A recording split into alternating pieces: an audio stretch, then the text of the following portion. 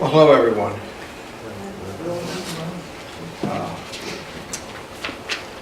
I am Bob Greenwood, and I'm a retired Grace Brethren pastor, and but Pastor Andrew is my pastor now, even though I did sit in on your examination. But a fine pastor he is. Bart and I met at Penn Valley Church, and he always sat right back there, 2 rows behind me to the left. And it didn't take long for Bart and I to realize we had some things in common. I guess I should start out by saying the reason I'm dressed like this is I'm on the honor guard at Washington Crossing National Cemetery.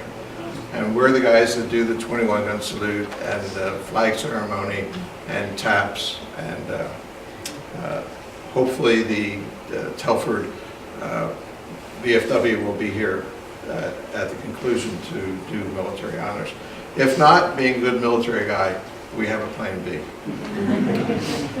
So I quickly realized that Bart and I had some things in common. We were both veterans. Bart was in the Army, I was in the Air Force. We both served in Southeast Asia at a time of war. Bart, the World War II, me, Southeast Asia and Vietnam. We both were on special missions.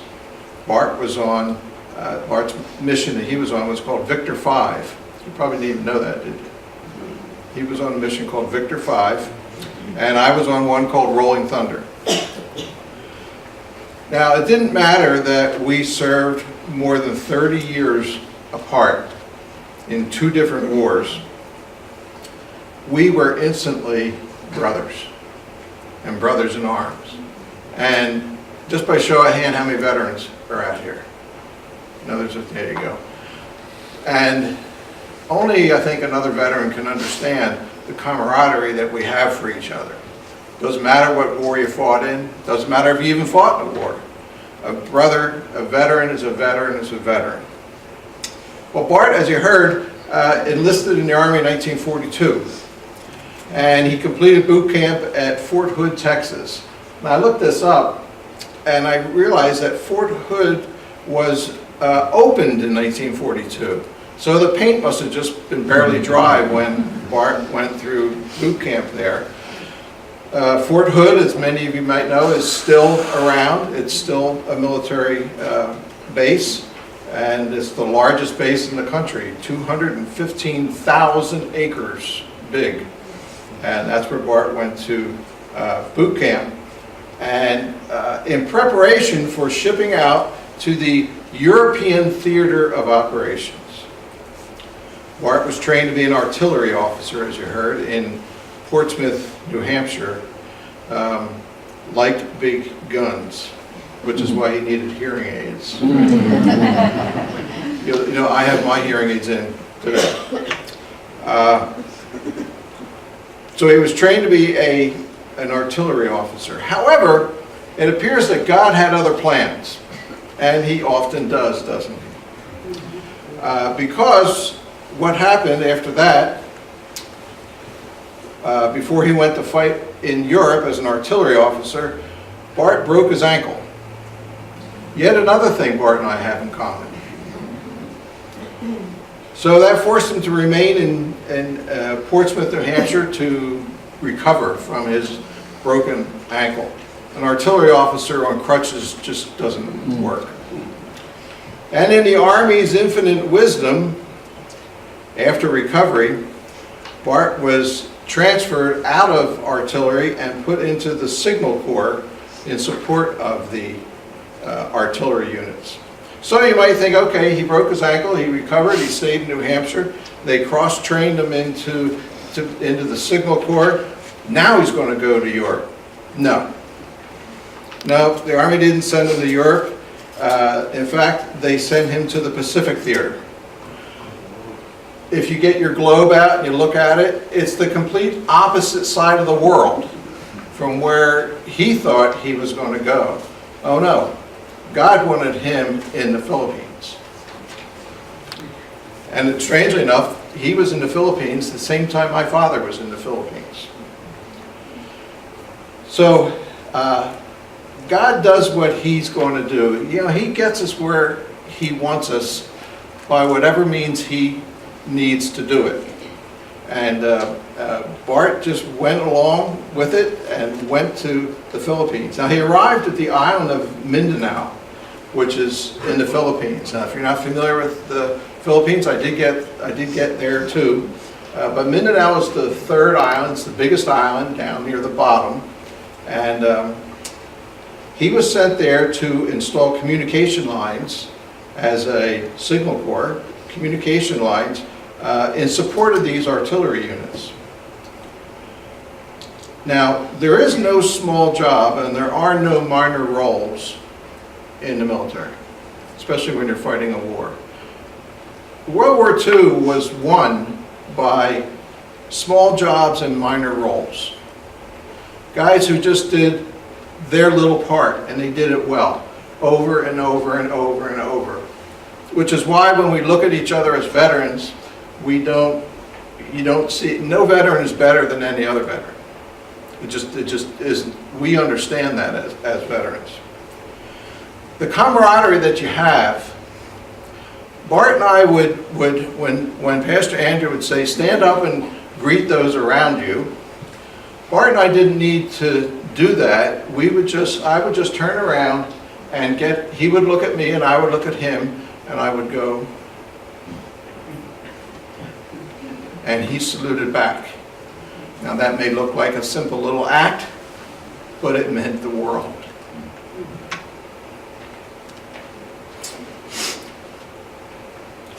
Yeah.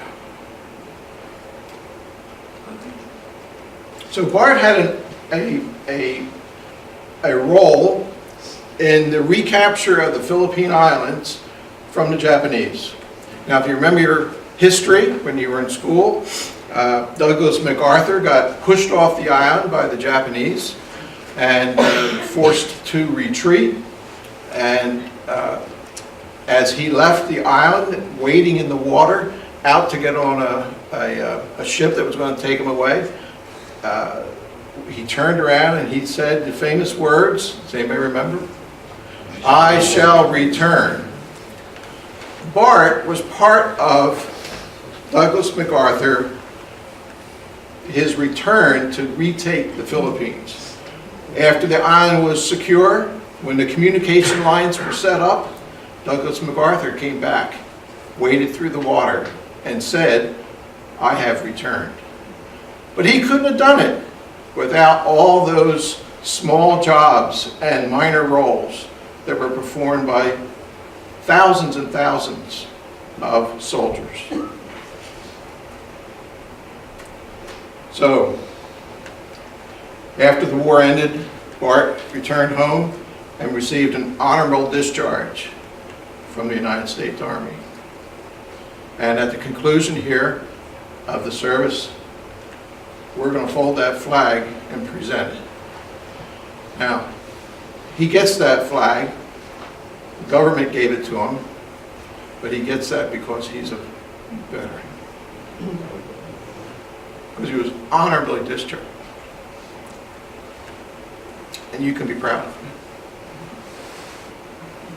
I think all of us would agree that we're better people for having known Bart. Yes. Yeah? So I'll turn it over to Pastor Andrew, and you can complete the service.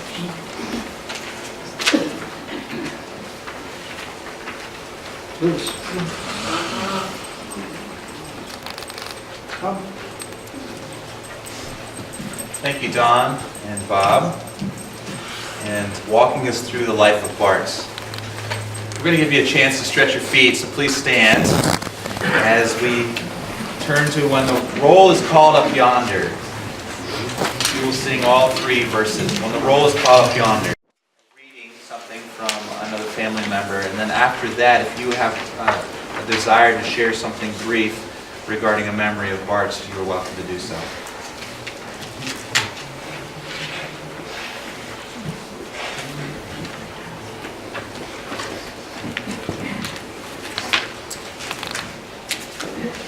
Hi, I'm Jen Fretz. I'm Kathy Fretz's daughter-in-law, Kathy Bart's daughter. I'll be reading her words about her father. You've been a good father. You are a good person, even though I know you would say that was true only because of Jesus in you. We are proud of you, and I am going to miss you. I started to cry. Then I got closer to his ear. But Dad, this is it. Now you get to be with the Lord forever. You will be with Mom and so many others. You get to ditch this old body and start the rest of your life. So go, do it. This is harder than I thought it would be. It's a lot. Those were the last words I said to my father. The last words I knew he could hear, where he had his eyes locked on me. He went so fast. It was like a fighter jet getting blown out of the sky and crash landing. Only he is no longer in that body. He is with the Lord. I was a daddy's girl. I could not get enough hugs from him when I was little. I remember my sister Ruth and I grabbing onto his feet when he got home. We hung onto him like a pair of puppy dog slippers, and he walked around like that, dusting the floor, for as long as he could stand it. He made sure we all had bikes. He even bought me a light for the front of mine. We did not go on fancy vacations, but one year my dad bought a beat-up old tent camper, and we went on vacation. He was proud of how I looked in my first prom dress. Do you know what that does for a high school girl? He welcomed Jim into our family and gave support to us all those years. He was not impressive by the world's terms. He did not have a high school diploma, did not wear a suit to work, did not work a 9-to-5 job. Instead, he stayed home at the age of 15 to help his father run the farm after his mother passed away. He enlisted in the Army, faithfully served his country in World War II. After the war, he and my mom successfully raised 4 children, offering each one the opportunity to go to college. He worked swing shift hours at a non-glamorous job, packaging film to meet the needs of his family. I worked there myself 3 summers while in college, so I am now aware of his work environment. Through the years, he has helped many family members in time of need: children, grandchildren, great-grandchildren, nieces, and nephews. He was the spiritual leader of our home. His faith in God was impressive, and he desired that all his children develop their own faith in God. We now rise up and call him blessed, and I know that as he passed from this world to the next,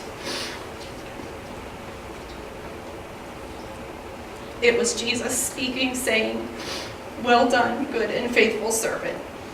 Kathy Fritz.